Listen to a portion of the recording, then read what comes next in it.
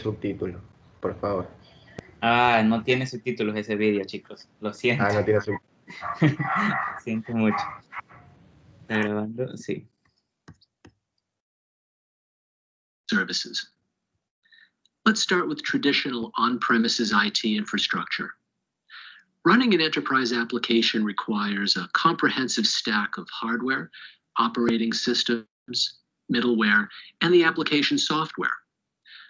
On-premises IT infrastructure is costly, and the enterprise bears all responsibility for building and running it.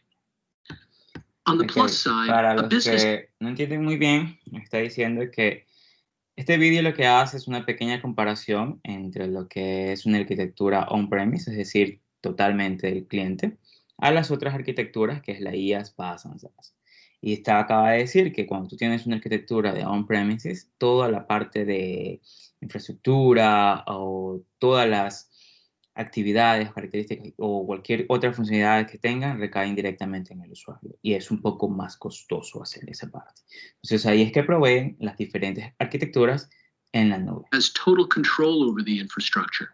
Traditionally, this kind of direct control was required to ensure good business governance and regulatory compliance. But times have changed.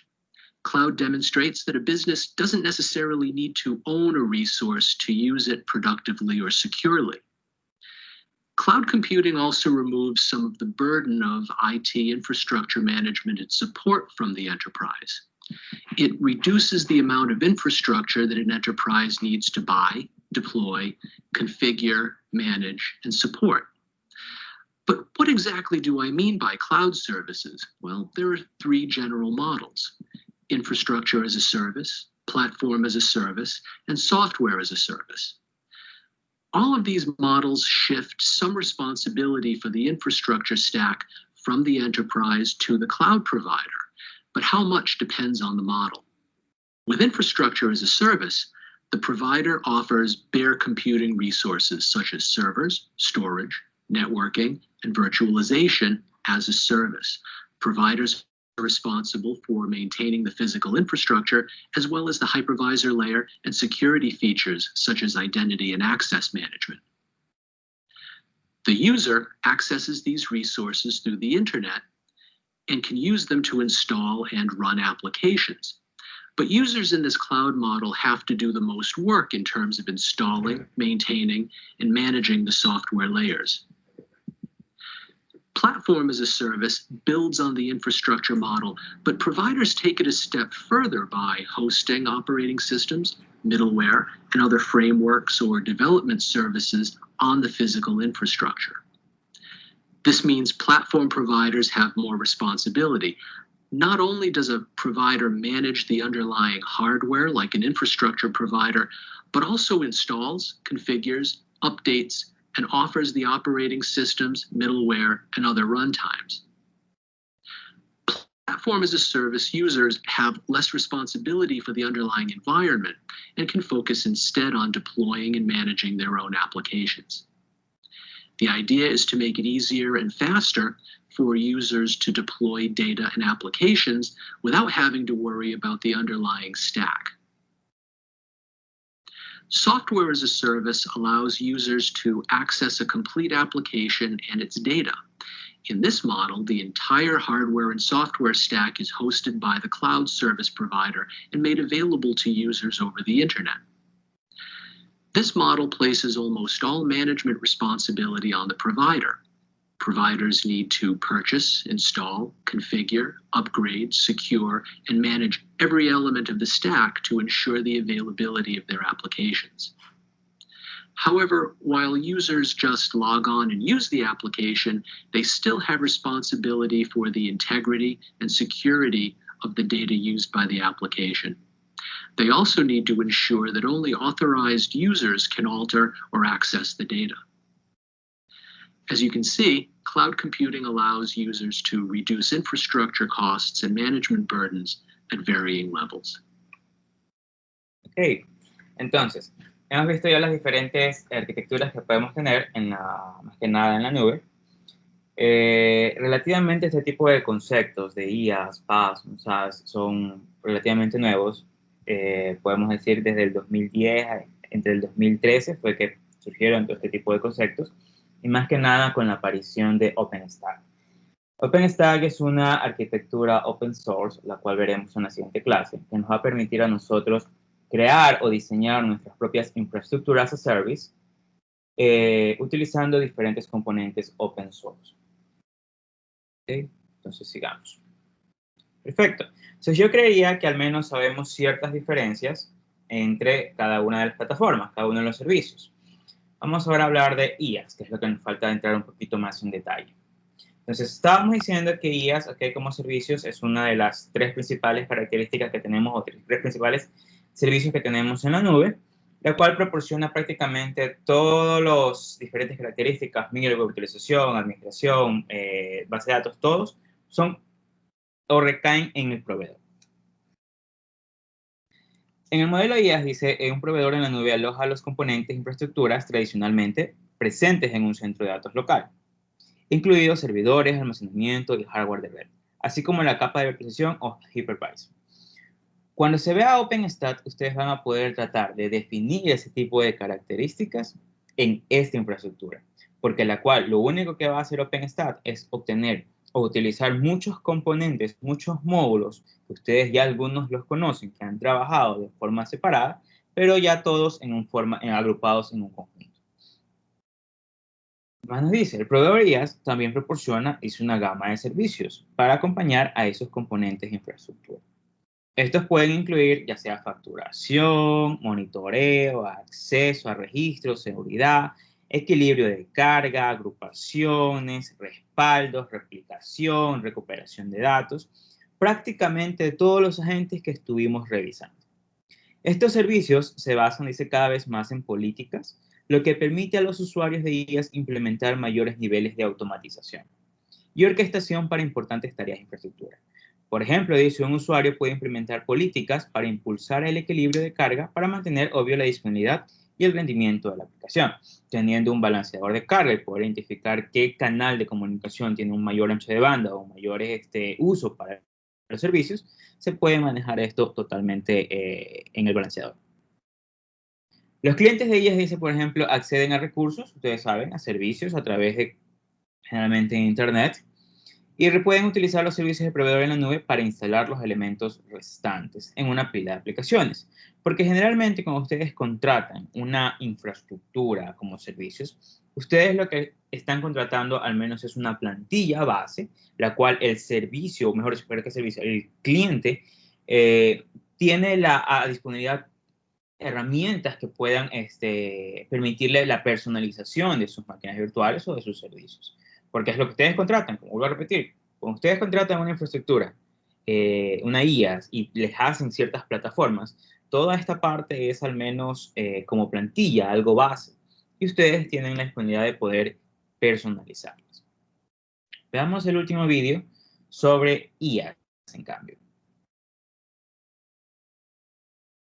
What's a better deal, owning or leasing? Well, it depends.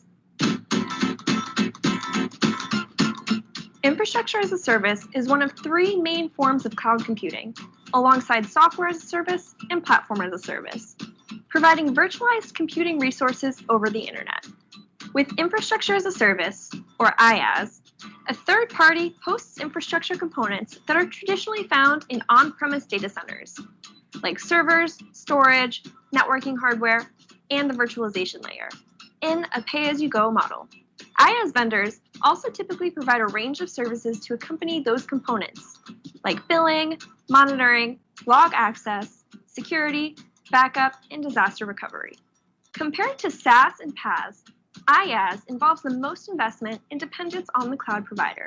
IaaS generally suits workloads that are temporary, experimental, or might change unexpectedly.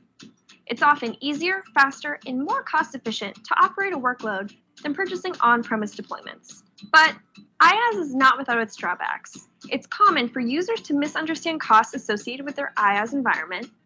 It can be harder to manage and monitor through the vendor. And the workload's availability and performance are highly dependent on the provider's network availability and performance. There's more to know about cloud computing services.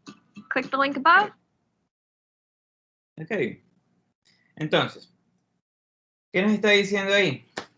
Vamos ahora a ver los pros y contras, porque ya hemos visto con respecto a SaaS, ya hemos visto con respecto a PaaS, vamos ahora a tratar de adicionar algo de IaaS. Generalmente las organizaciones eligen IaaS porque a menudo es más fácil, rápido y rentable operar una carga de trabajo, sin tener que comprar, administrar y respaldar la infraestructura subyacente. Con IaaS, una empresa puede simplemente alquilar o arrendar una infraestructura a otra empresa. Perfecto. Simplemente necesito es poder alojar mi servicio en una infraestructura. Dice, IaaS es un modelo eficaz para cargas de trabajo que son temporales, experimentales o que cambian inesperadamente.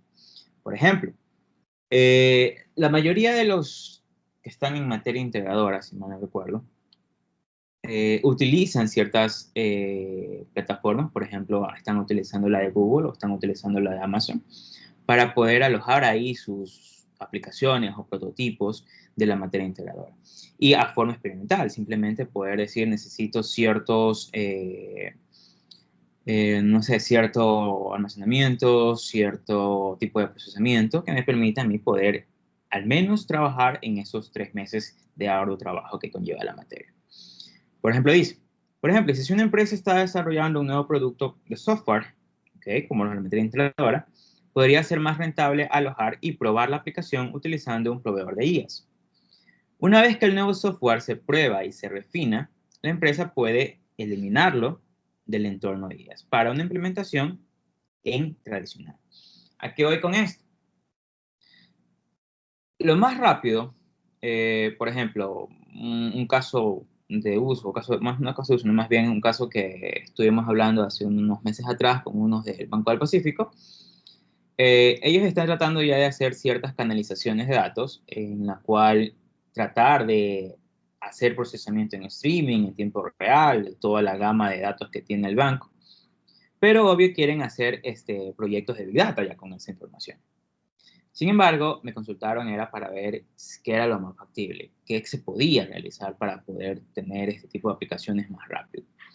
Entonces, lo primero que uno tiene que hacer es saber cuál es el propósito, cuál es el análisis, cuál es la finalidad o el fin de poder hacer ese tipo de proyectos o qué tipo de finalidad necesitas para hacer el procesamiento de datos.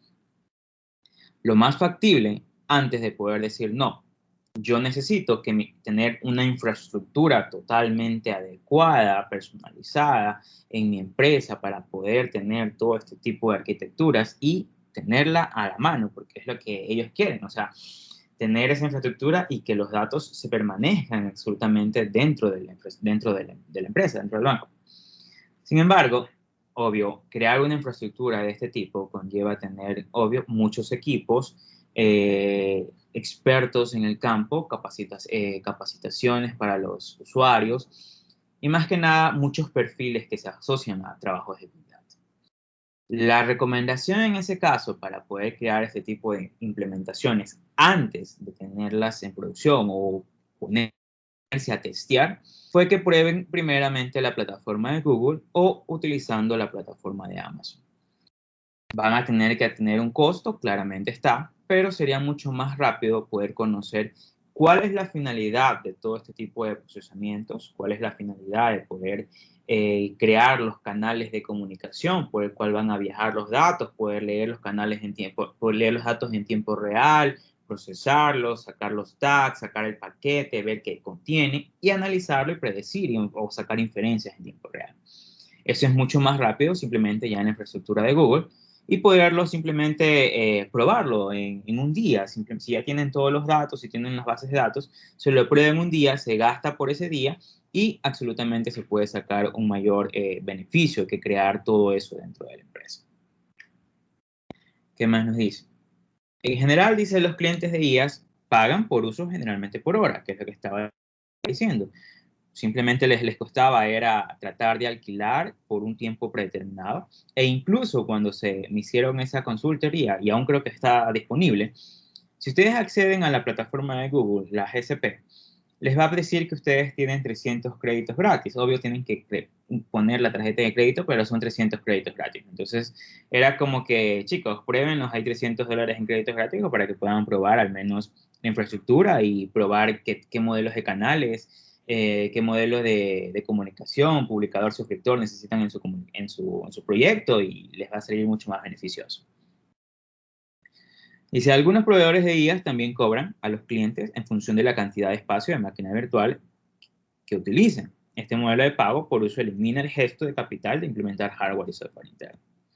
O, por ejemplo, dice, cuando una empresa no puede utilizar proveedores externos, una nube privada construida localmente puede ofrecer el control y la escalabilidad de IaaS. Aunque los beneficios de costos ya no se aplican, ¿no? Lo que estaba tratando de decir. Es mucho más factible poder hacer una experimentación con las plataformas que ya se tienen a tener que crear toda la infraestructura como tal y gastar en equipos adicionales. ¿Qué otro pro y contra dice? A pesar de su modelo flexible de pago por uso, la facturación de IaaS puede ser un problema para algunas empresas. ¿Ok? Porque a veces, una vez me comentaron, sí, yo estuve trabajando y usándola, sin embargo, me olvidé de apagar la máquina virtual. El costo por 2 días que tuvo esa máquina virtual en ejecución sin hacer absolutamente nada fue alrededor de unos $200. Entonces fue un gasto innecesario en la cual, obvio, tuve que cubrirlo él por haberse olvidado de apagar esa máquina virtual. La facturación en la nube dice es extremadamente granular y se desglosa para reflejar el uso preciso de los servicios. Es común que los usuarios experimenten un impacto de etiqueta o descubran que los costos son más altos de lo esperado al revisar las facturas de cada recurso y servicios involucrados en la implementación de la aplicación. Justamente a esto voy. Recuerden que estuvimos revisando cuando estuvimos viendo los agentes y estábamos diciendo que existía un agente que nos permitía poder tener costos asociados al recurso que ellos estaban de verdad utilizando y no a un recurso que estaba separado en su membresía o suscripción. Otro de los puntos en el que estaba diciendo, puede haber que un usuario experimental que esté tratando de reconocer las nuevas herramientas que le provee alguna otra plataforma, cree máquinas virtuales, cree bases de datos, pruebe canales, haga streaming, no sé, cree flujos de comunicaciones.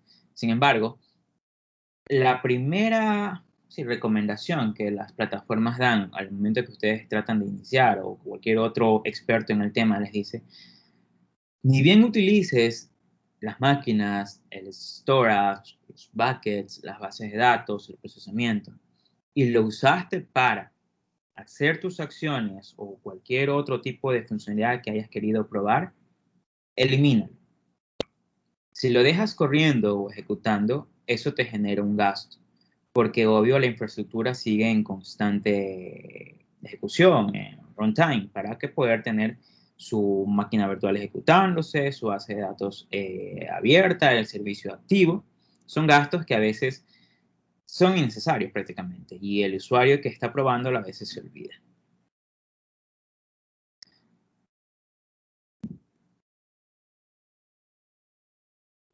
Uno de los problemas más comunes es el insider. Dice, debido a que los proveedores de IaaS son propietarios de la infraestructura, los detalles de la configuración y el rendimiento de su infraestructura rara vez son transparentes para los usuarios de IaaS.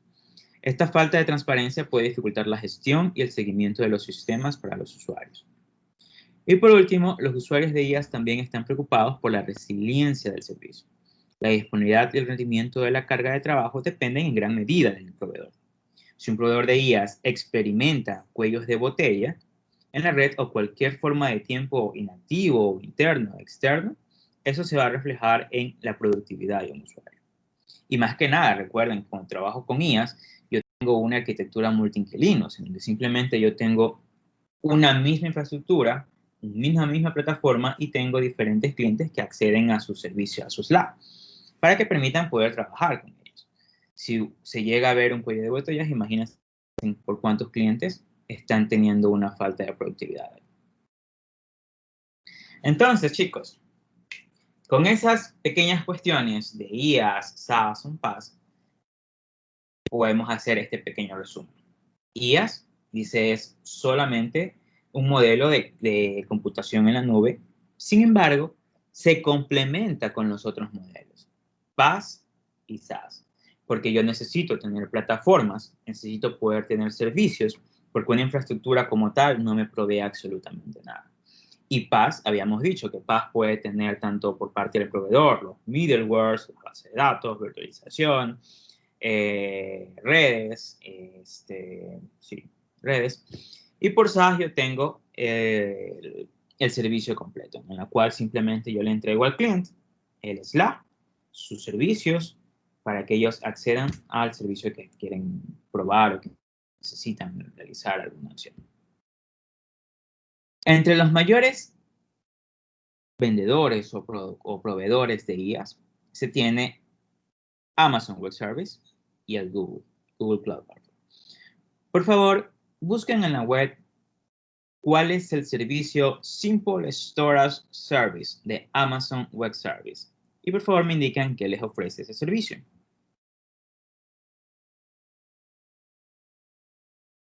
Simple Storage Service o S3.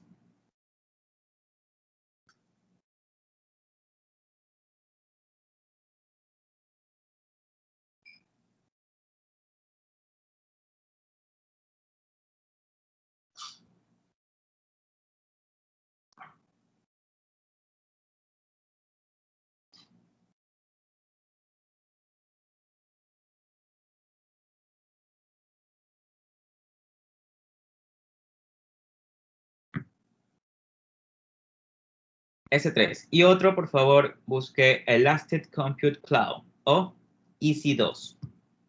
También de el Amazon Web Service.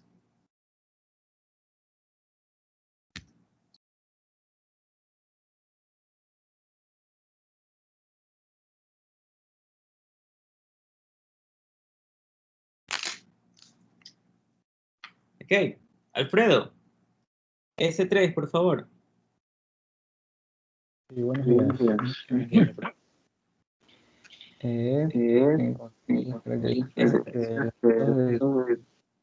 ¿Sí me escuchan?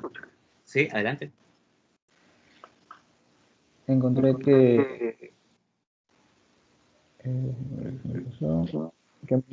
datos de Excel, controles fácilmente, servicios de consultas in situ para los análisis, el servicio de almacenamiento en la nube con el mayor nivel de soporte, capacidades inigualables de seguridad, conformidad y auditoría, gran variedad de clases de almacenamiento rentables, rendimiento, escalabilidad, disponibilidad y durabilidad líderes en el sector. Eso encontré. ¿Alguien más que haya encontrado algo diferente? El Simple Storage Service.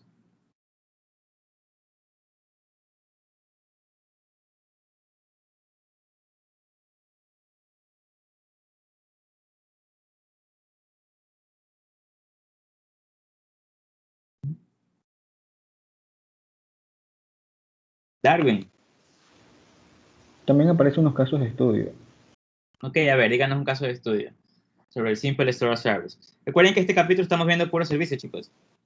Copia de seguridad y restauración, recuperación de desastres de ERE, archivo, lagos de datos y análisis de Big Data, almacenamiento en nube híbrida.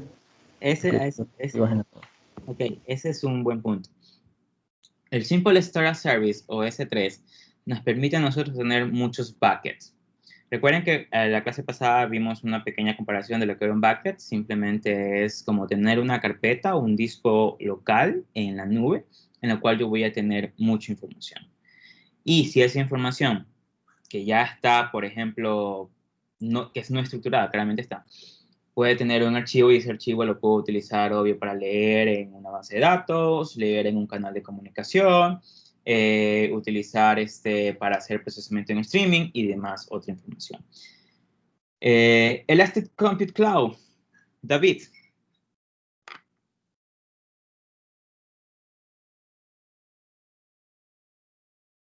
Hola, ingeniero, buenos días. Buenos días, David. Yo para sistemas distribuidos lo que logré entender que era el S2 lo usaba más que todo para una interpretación entre lo que es el EBC, el EBC, el EBS, perdón, con lo que es un usuario. Por ejemplo, digamos que sea el procesamiento, digamos, de un sistema de profesores hacia el API. Entonces, nosotros almacenamos en el EBS mediante el EC2. Eso es lo que logré yo entender. Sí, sí, correcto. Por esa razón es que no entro mucho en detalle, chicos, porque la arquitectura como tal de Amazon y el uso se lo ve más en sistemas distribuidos, pero al menos ya los van conociendo. Alguien que me ayude con el Google Compute Engine, el GCE, por favor.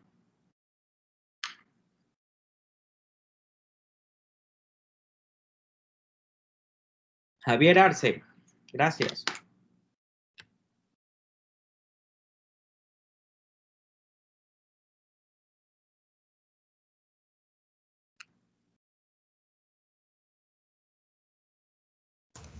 Profe, ¿sí me escucha? Sí, adelante. Ya, de lo que puedo encontrar, dice que es una infraestructura de computación para máquinas predefinidas o personalizadas con el fin de agilizar la comunicación con la nube. O sea, utilizan, por ejemplo, ofrecen varios tipos de máquinas. Hay algunas que nombran aquí que dice E2, N1, N2 y N2D.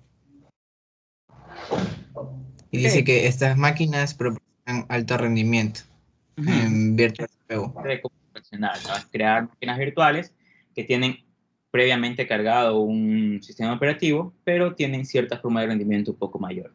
No sé qué, por ejemplo, ¿quiénes han trabajado en el Colab de Google? Por favor, levantarme la mano.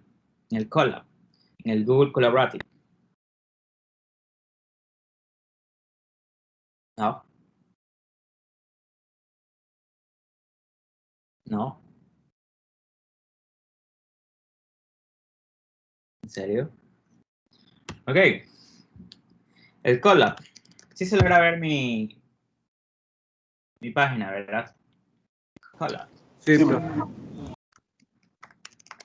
El Colab de Google. Por ejemplo, tengo entendido que todos tuvieron que haber visto Python, ¿verdad? Y lo vieron, no sé si vieron en los notebooks de Jupyter o si lo vieron directamente por terminal, no estoy seguro de eso, no sé cómo se estén dando fundamentos ahora o se haya dado, pero por ejemplo, el Jupyter Notebook nos permite poder crear este tipo de cuestiones, ¿no? Crear algo de Python y hacer los diferentes escenarios. Lo bueno es que yo puedo tener un Colab, que es lo que nos ofrece Google, un colaborativo o algo así, el laboratorio colaborativo, en la cual yo puedo crear un Colab New Notebook en Jupyter. Ya está precargado absolutamente todo lo de Python, está cargado para trabajar con Machine Learning, para trabajar con Deep Learning, trabajar con cuestiones de Big Data. Y simplemente, creo que Jupyter Notebook sí lo tuvieron que haber visto, eso creo que sí. Y en la cual ustedes les ofrece su propia máquina virtual. Entonces, se conectan y fíjense que les da esta parte. No dejen que se conecte, inicializando, conectado, y tienen cierto espacio en disco y cierta RAM para que ustedes carguen su diferente proyecto. Es lo que se nos crea el Google Computing Engine. Tienen su propia máquina virtual con diferentes rendimientos y les ofrece esta arquitectura. Por ejemplo, pueden simplemente utilizar ya las cuestiones de Python y trabajan aquí. ¿Verdad? Jupyter Notebook sí lo lograron ver. Por favor, díganme que sí.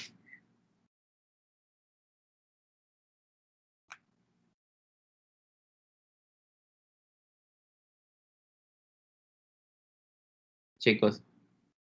Mira, la voy a cantar, pero ahí. O sea, hizo un print. Ahí le han dado, ¿verdad? No, pero sí tuvieron que haber trabajado en Jupyter.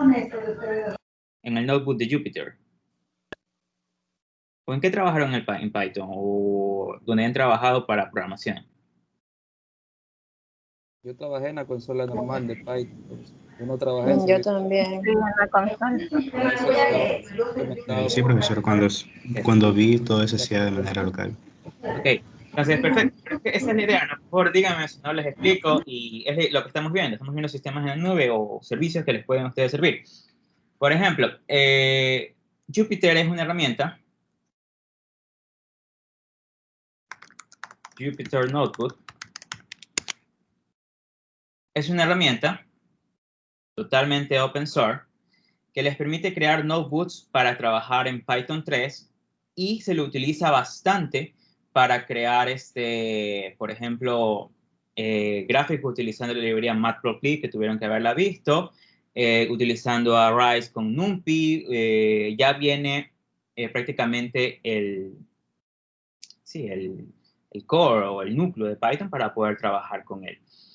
Y sin embargo, Google ofrece esto ya como servicio. Entonces, simplemente ustedes van al Google Colab, al Colab de Google, y crean el notebook. Y ustedes pueden aquí utilizar lo mismo que trabajaron en la consola. El import, por ejemplo, el NumPy a CNP, y no sé, NP, y crear los arrays y trabajar con ellos como si estuvieran trabajando en la consola. Y lo bueno es que logran ver ustedes qué es lo que va saliendo poco a poco en el Jupyter Notebook. Es una herramienta muy buena para los de programación y quieren probar y testear diferentes cuestiones. Más que nada, por ejemplo, lo usamos bastante para cuestiones de sacar gráficos, tanto para investigación o para trabajar con cuestiones de Machine Learning o Deep Learning o Big Data, como estaba diciendo. Y hay muchas librerías para trabajar con ello. Y ya simplemente, en el momento que tú te conectas al Colab de Google, al servicio que nos ofrece, ya te trae precargada absolutamente todas esas librerías para que trabajes directamente. Lo que haces es importarlas, por ejemplo, import NumPy o el import pandas, el import pandas, el matplotlib, y ya simplemente las empiezas a trabajar. Y es una excelente ayuda. Yo creo que cuando trabajaran en Python no tenían la ayuda que les provee los demás IDEs. Entonces simplemente ya ustedes aquí van poco a poco importando y pueden ver que les aparecen las diferentes librerías que están cargadas. Incluso les da la ayuda que, por ejemplo, si han trabajado en algún IDE como Microsoft o en el IntelliJ, que poco a poco les sale las ayudas. Aquí también tienen la misma opción y les va saliendo y pueden trabajarlo de mejor forma. ¿Ok?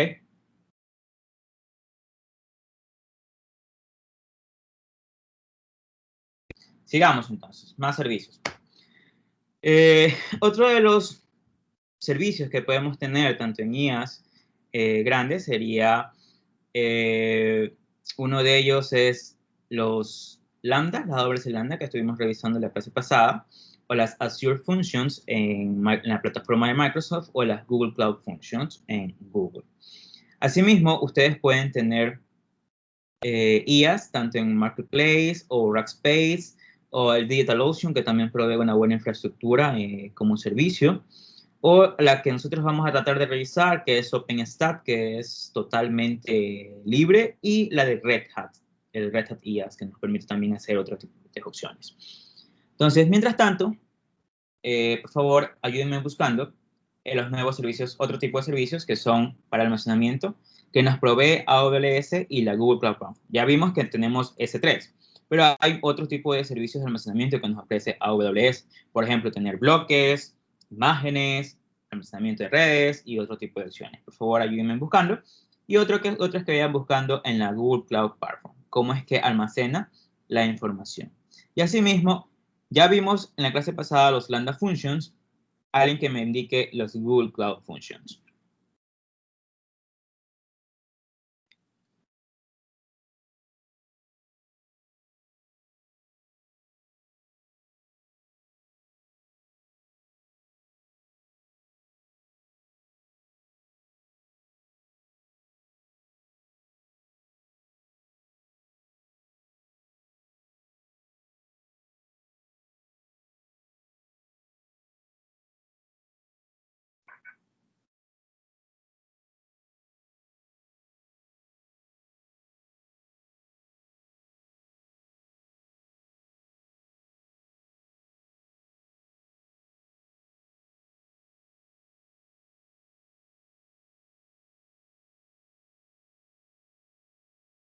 Adelante, Luis.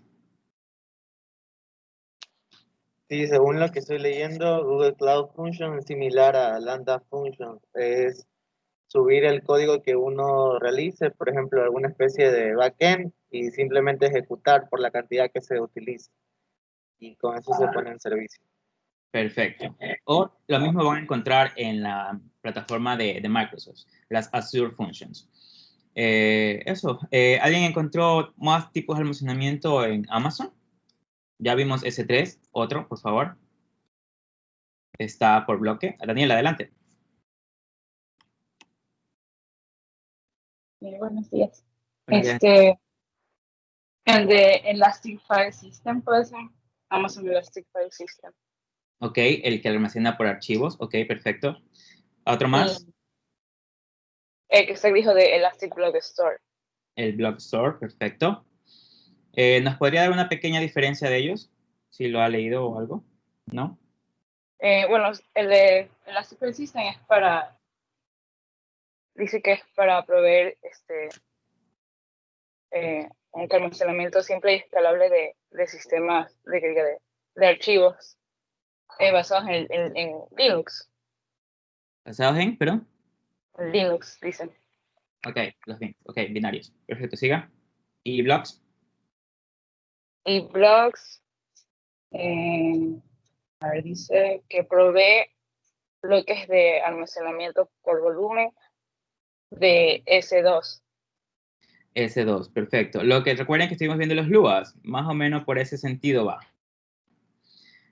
Ok, y sobre Google Cloud Platform, ¿alguien que me indique qué tipo de almacenamiento se encontró?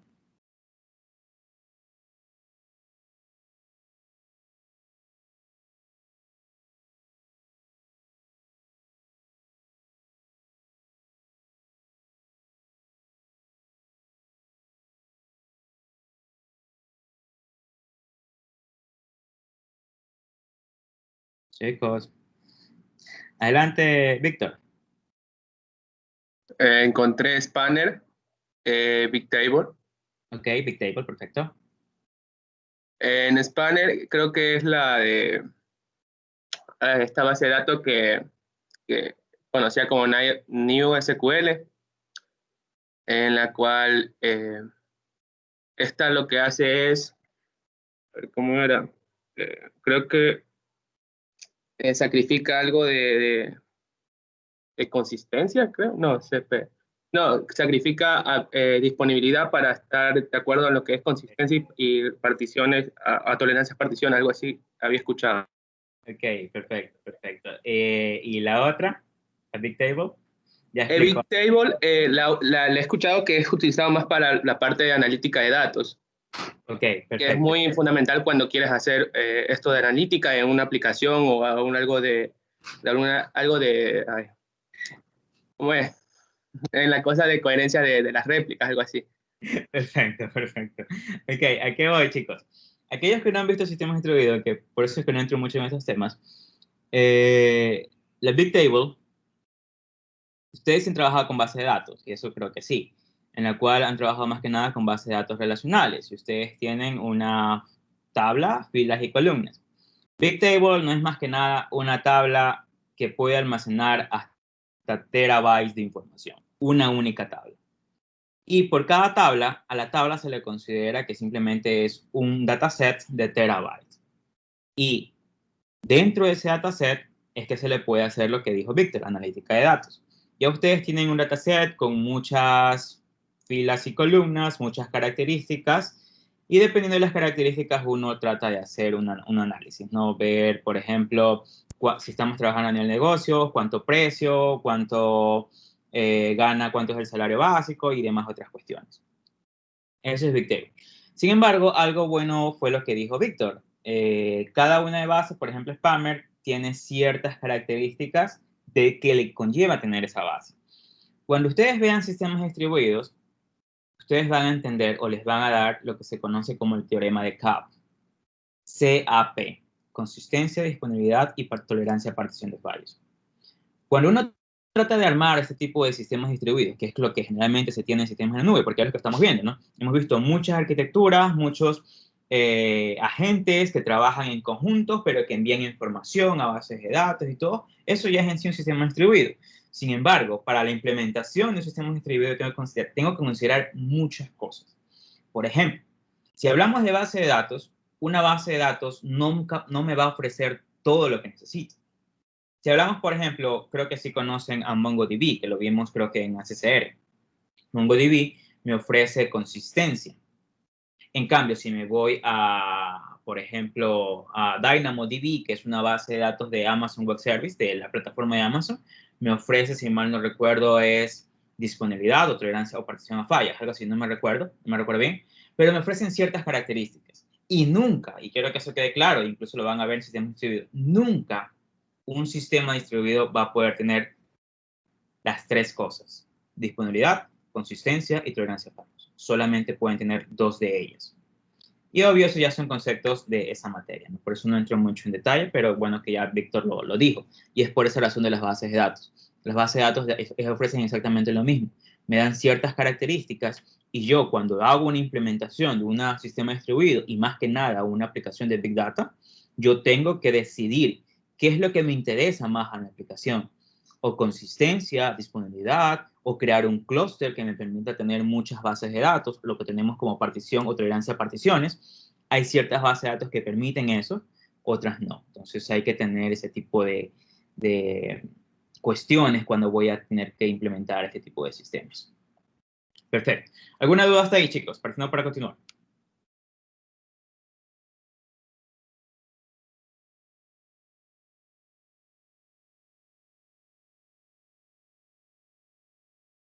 ¿No?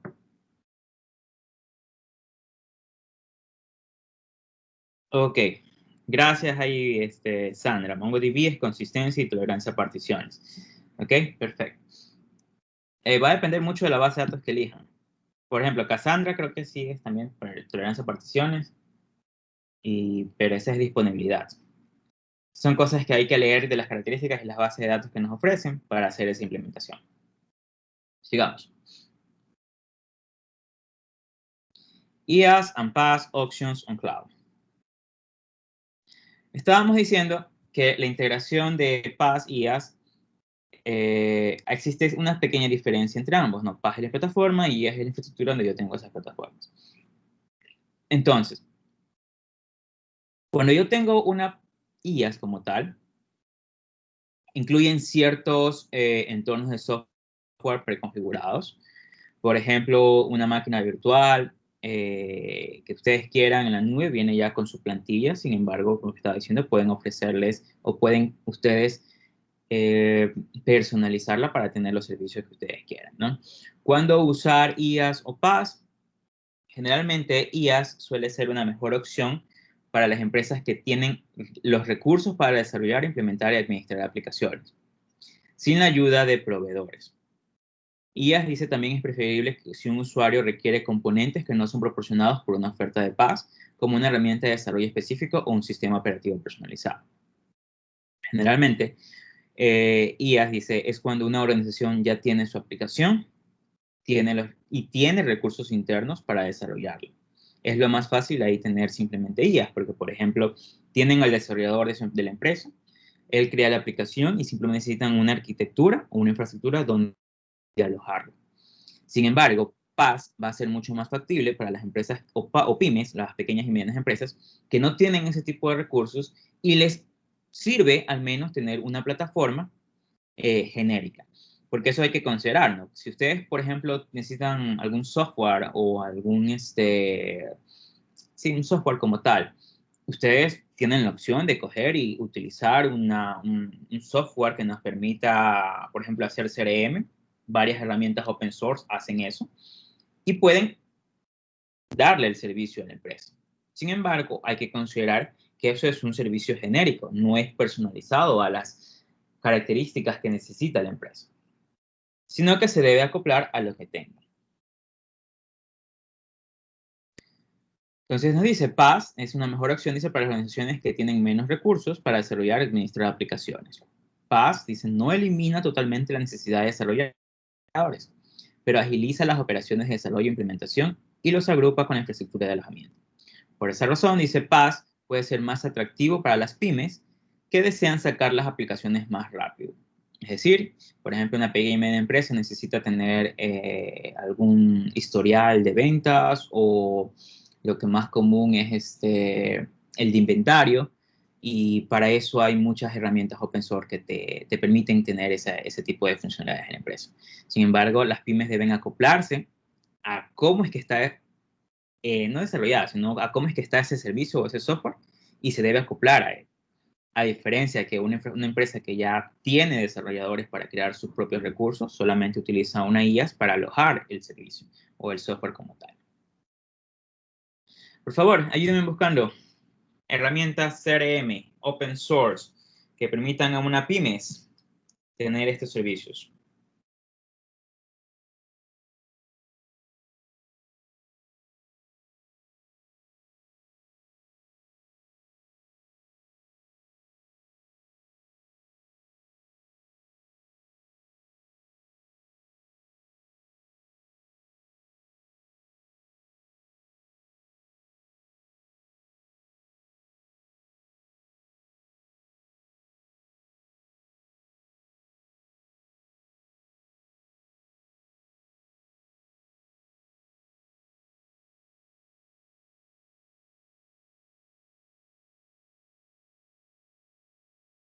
Ok, ¿quién encontró? Adelante, Guillermo. Sí, profe. Encontré algunas, pero la principal, la más conocida es Sugar CRM. Ok, ¿qué ofrece? Ya, ofrece, aquí dice gran cantidad de funcionalidades, pero unas de ellas solo están disponibles en la versión premium y se dirige a empresas que quieren mantener una interacción altamente personalizada con los clientes y disponer de un único sistema para todos los departamentos. Correcto. Generalmente un CRM, chicos, se lo usa bastante si hay varios departamentos tecnológicos, infraestructura puede ser, no sé, algún otro tipo de departamentos, y donde los clientes lo que hacen es crear muchos tickets para que solucionen ciertos problemas o permitan hacer otro tipo de acciones. Va a depender mucho qué acciones tenga el CRM para poder tener eso en una empresa. Eso es más que nada un CRM, un administrador de ciertos recursos de clientes. Ok, entonces, entre las primeras plataformas que hemos visto tenemos la de Amazon, ¿verdad? Amazon nos acaba de decir, creo que fue Daniela, sobre las diferentes formas de almacenamiento que tenemos. S3, Elastic Block Store o Elastic File System. Si nos vamos también a AWS, también nos ofrece otro tipo de cuestiones, que son las que también quisiera que ver. Tenemos la Cloud 9, la Code Pipeline, Code Deploy y Elastic Beanstalk. Cloud 9 dice, desarrollo integrado en base en la cloud, en el ambiente, es usado para aplicaciones o desarrollo de aplicaciones. El Pipeline, este es interesante. Aquellos que, no sé si deberían, el siguiente semestre creo que tienen que tomar sistemas distribuidos, algo así. Un pipeline es muy utilizado para hacer canalización de datos. Recuerden cuando ustedes han visto ya varias materias de redes de datos y han de haber aprendido cómo es que viaja el dato a través de un canal de comunicaciones, emisor, receptor. Sin embargo, un Code Pipeline o un Data Pipeline permite a nosotros hacer acciones dentro de ese canal de comunicación. Por ejemplo, hacer transformaciones, agregación de datos, validaciones y otras cuestiones que generalmente lo usamos mucho para procesamiento en streaming de los datos. Eso es un pipeline. Deploy, dice el servicio... Una pregunta, profesor, con respecto al Code Pipeline. Ajá. Estas acciones que usted dice que se puede implementar por el canal también se puede implementar como son los de calidad de servicios o seguridad de los datos. Correcto, es que va a depender qué funciones usted agregue al pipeline. Ahí ingresa también que es de lo que vimos en la clase de seguridad, lo que son los blockchains o autentificaciones, ese tipo de cosas, ¿no? Autenticación sí, pero blockchain es otra cosa y no entra en un data pipeline o code pipeline, no entra. Pero sí, usted va a depender qué acciones tome. Por ejemplo, pueden utilizar el componente Vilma o el componente PEG Proxy, que nos permite hacer autenticaciones basadas en token o basados en codificación cifrada antes de entrar al canal de comunicación. Eso pueden hacerlo. Entonces, va a depender qué acciones ustedes tomen en ese canal de comunicación. Si viaja, por ejemplo, un dato, y el dato ustedes mismos han tratado de identificar la trama que va a fluir por ese canal, ustedes pueden decir, ok, fluye un canal de comunicación, en mi canal de comunicación fluye un dato que lleva, por ejemplo, los campos dirección IP, que lleva los campos dato de temperatura, dato de monóxido, dióxido de carbono, valores y otro tipo de información.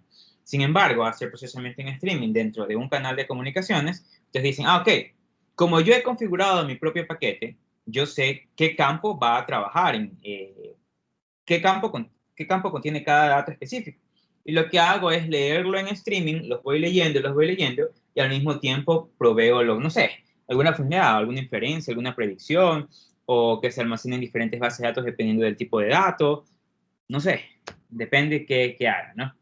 Generalmente, aquellos que estuvieron, cuando yo mandé el anuncio de Figuare, que lo puse ahí, tengo un grupo que está trabajando conmigo en eso y ahí es que les estoy enseñando toda esa parte, porque cuando ustedes ven la arquitectura de Figuare, hay un componente interesante que nos permite crear este modelo de canalización de datos y crear scripts dentro de este canal y poder sacar muchos beneficios, muchas cosas interesantes en canalizaciones.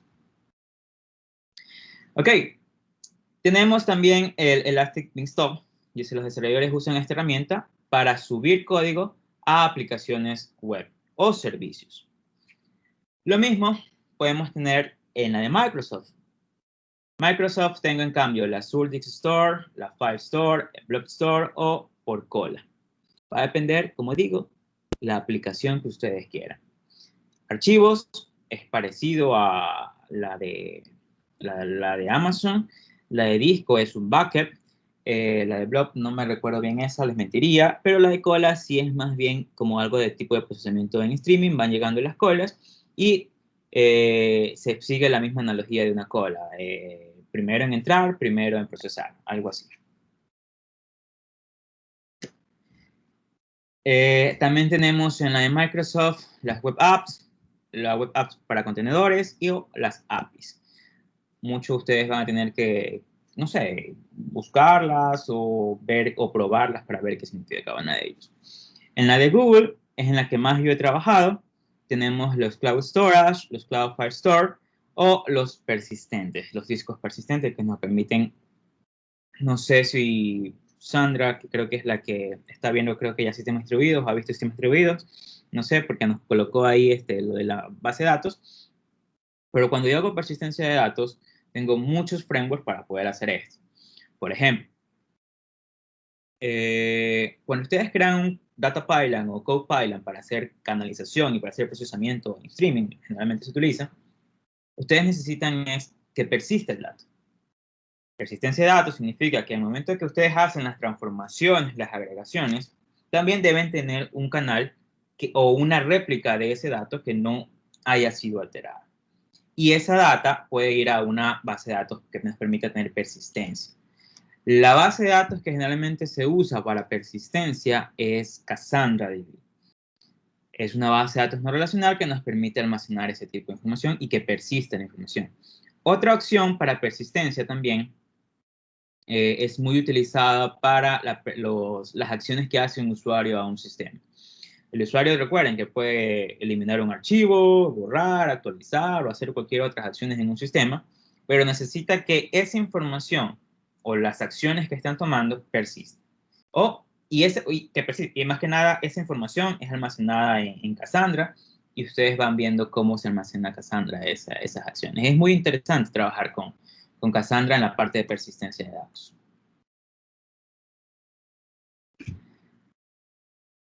Ok, ya lo vimos, de Google.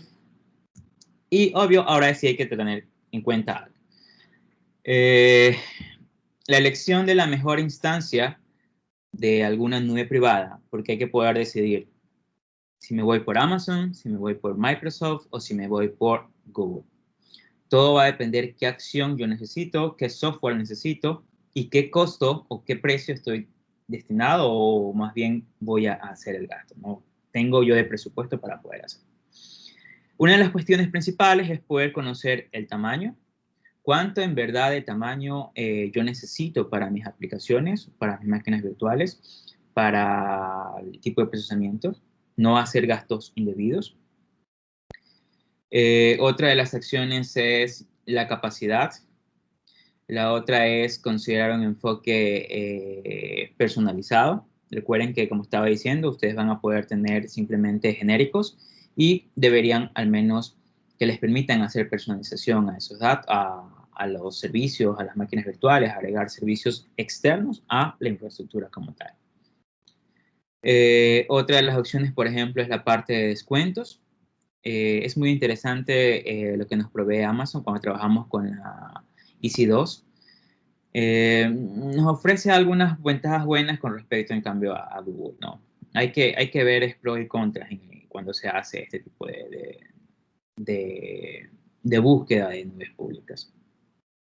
Sin embargo, el que más me interesa a mí, que quiero que consideren, es que me permite hacer procesamiento con otro tipo de cuestiones. Ustedes han visto que ustedes tienen CPU, ¿verdad? El CPU sale con varios núcleos y demás, y poder trabajar con ellos, con cada uno de los núcleos bien bonito y todo. Yo puedo mandar en paralelo, que utilicen ciertos CPUs y demás.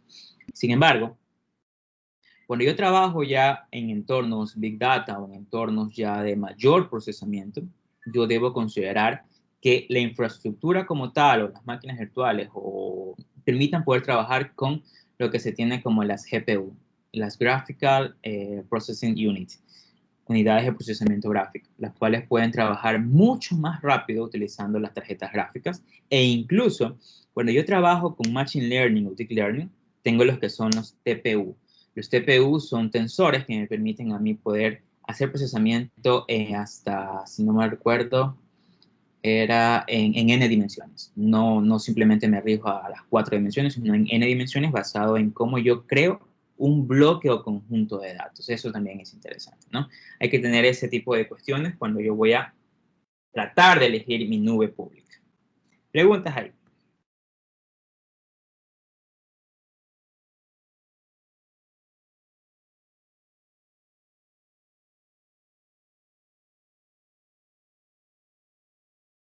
No, perfecto. Entonces, otro tipo de servicios. Ya hemos visto IaaS, PaaS y SaaS. Uno de los servicios que ustedes van a poder encontrarse es el IaaS, que es la integración como servicio. ¿Qué es el IaaS? Dice, es un modelo de entrega basado en la nube que se esfuerza por conectar los datos locales con los datos ubicados en aplicaciones basadas en la nube. Este paradigma facilita el intercambio de datos y programas en tiempo real entre los sistemas de toda la empresa y los socios comerciales. Este modelo es bien utilizado para cuando se tienen nubes híbridas, nubes públicas y nubes privadas, y necesitan que trabajen en conjunto para crear una funcionalidad específica. Eso es IaaS. Seguimos. Hardware as a Service. ¿Qué es el Hardware as a Service? Es un modelo de adquisición que es similar al arrendamiento o la concesión de licencias en el que el hardware, que pertenece a un proveedor de servicios administrados, o el MSP, se instala en el sitio del cliente. Y se tiene, obvio, un acuerdo a nivel de servicio, generalmente los SLA, son aquellos que definen las responsabilidades de ambas partes. Eso sería más bien el Hardware as a Service. Hay otro que es el Device as a Service. Este está más enfocado a los dispositivos, por ejemplo, una computadora o un smartphone o cualquier otro dispositivo informático que me permita poder tener el servicio y más bien como servicio como pago. Dice, DaaS facilita las necesidades de TI de una empresa mediante la subcontratación del hardware, el software y la gestión de equipo a proveedores externos.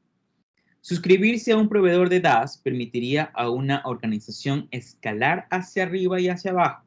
Los dispositivos físicos según sea necesario y actualizarse a un hardware más nuevo con mayor frecuencia y rapidez sin mucha tensión para la organización.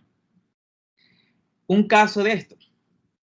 Si han ustedes visto que en SPOL, más bien en la FIEC, hay varias impresoras en los pasillos, o sí, más bien en los pasillos, sí han logrado ver, ¿no? Unas impresoras grandes. ¿Sí? ¿Sí las han visto? Alguien que levante la mano que diga sí, si las he visto, por favor. En los pasillos de FIEC, de los profesores, el edificio de gobierno, hay impresoras, ¿no?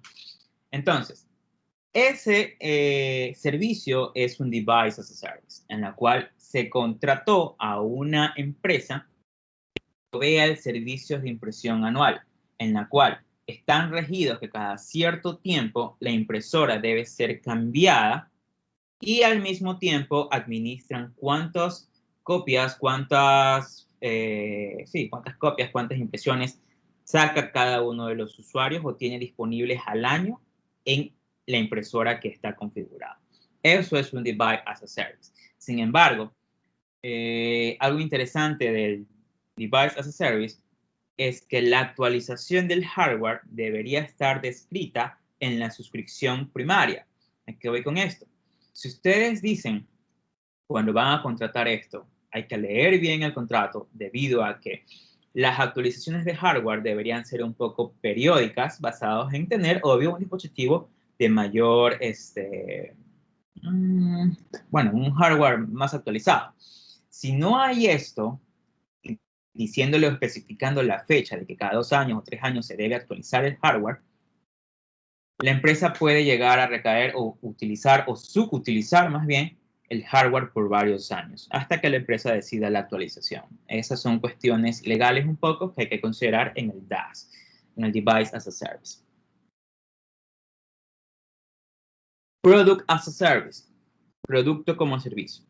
Ese es el concepto de vender los servicios y los resultados que un producto puede proporcionar en lugar del producto en sí. El término es una variante de la expresión como servicio, que ha crecido junto con la popularidad de la computación en la nube. Por ejemplo, en Software as a Service se emplean y emplea precios similares basados en suscripción. Con la llegada del Internet de las Cosas, que es lo interesante, el producto como servicio ha despertado un mayor interés por parte de los fabricantes, como una forma de impulsar la rentabilidad de sus productos, mejorar la participación del cliente y lanzar nuevas líneas de negocio. Una de las empresas líderes en la parte de IoT en ofrecer Product as a Service es Libelium. Se me fue una M más. Libelium. Libelium te provee con diferentes herramientas. Déjenme ver una. Aquí está, Libelium. Te provee una gama de dispositivos en entornos IoT ya un poco más empresariales, en las cuales te dicen, ok, si tú necesitas crear una aplicación para IoT que se enfoque en bosques, yo tengo ya el producto y te ofrezco absolutamente toda la gama del servicio. El software y todo, tú solo tienes que ir a instalarlo y tendrás tu Slack para que puedas administrarlo. Por ejemplo, aquí está la IoT Products. Yo me voy a, por ejemplo, a Parking. Parking y tiene, aquí están, los Products as a Service. Si yo me voy a, ¿cuál es el? El WASMode. El WASMode era uno de estos. Que obvio, ustedes pueden comprar las partes por separados y crearlo ustedes mismos, porque la comunicación, fíjense, este es un Zigbee, este es una placa, generalmente pueden que utilizar una Raspberry o una BiggerBone, ellos ya las crean y se comunican por Zigbee. Simplemente ellos ya crean el producto y lo venden. ¿Qué más? Este sí es el Plug and Sensor. Este Plug and Sensor es interesante para poderlo utilizar a nivel ambiental o en exteriores, en la cual te proveen el controlador y tienen los diferentes interfaces para que usted coloque los diferentes sensores, por ejemplo, de temperatura, cámara, monóxido, dióxido, no sé, acompañado por muchos sensores que ya ellos ya han creado. Y les ofrecen el Product as a Service, que está más enfocado, como digo, en entornos de IoT. Otro service es el que ustedes ya han conocido, el DCaaS o el DCaaS, el Docker Container as a Service. Generalmente ustedes han trabajado ya con Docker y ustedes ya han dicho, ok, yo necesito un servicio, creo mi Docker y simplemente despliego el contenedor y tengo el servicio como tal. Quiero MySQL, quiero Mongo, quiero NIO, necesito, no sé, algo de web, crean el contenedor. Sin embargo, ahora se tiene de que una infraestructura como servicio ya no tiene generalmente la virtualización enfocada en VirtualBox o VMware y demás, sino que ahora se tiene un despliegue de contenedores dentro de la infraestructura, facilitando muchísimo la replicación de datos, la replicación de servicios, el balanceo de cargas, porque si yo tengo un contenedor como servicios, yo también puedo trabajar a modo de clusterización de contenedores, utilizando lo que ustedes ya han visto, Kubernetes, lo que vieron en la práctica. Y se tiene ahí, en cambio, Docker como servicio.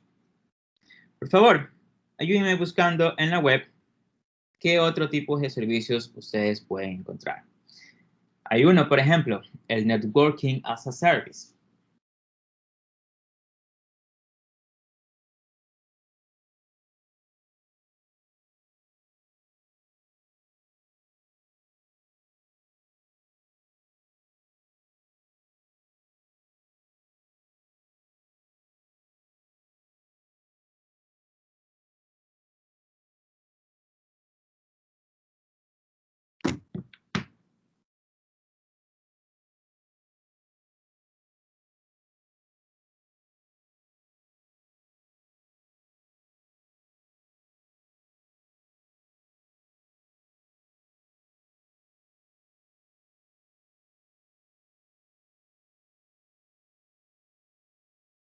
Hugo, ¿qué encontró?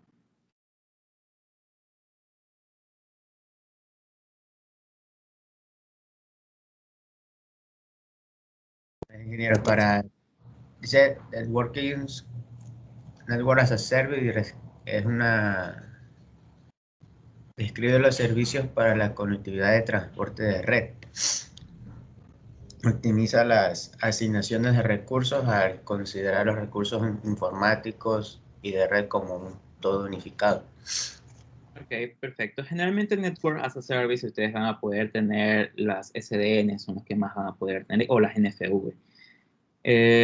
¿Alguien más? ¿Alguien que haya encontrado otra cosa? Guillermo. Sí, profe. Yo encontré Car as a Service. Ok, eso es interesante, el Car as a Service. Ok, en donde generalmente alquilan el coche. ¿Qué es eso, verdad?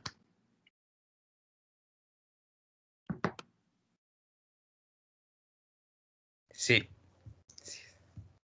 Ese es, alquilar el coche, el servicio. Sin embargo, el cliente lo que hace es más o menos como visto como una plataforma como servicio, es el Car as a Service. Debido a que ustedes contratan el coche, sin embargo, ustedes deben pagar por la contratación y por el gas o la gasolina que tienen que inyectarle al coche. ¿Algún otro? Javier. Yo encontré uno que dice que es Lighting as a Service, que lo provee Philips que es una iniciativa de Philips para otorgar a las empresas o a centros comerciales de luces, de lámparas LED para que iluminen el sitio. Ok, ese no sabía, ese es perfecto. Lighting as a Service. Eso está más enfocado también en una gama de Product as a Service, como que una variación de ahí. ¿Alguien más encontró algo?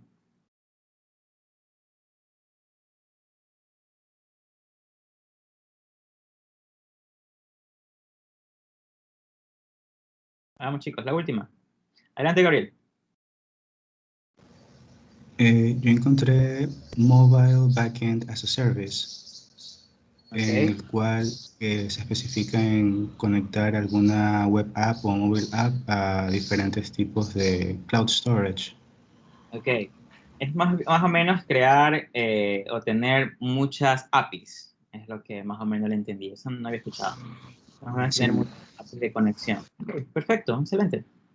Bien, chicos, nos quedamos hasta ahí. Espero les haya gustado la clase. Fue muy interesante y hayan aprendido muchos servicios que se pueden tener en diferentes plataformas.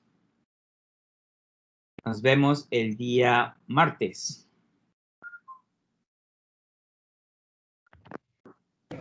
Gracias.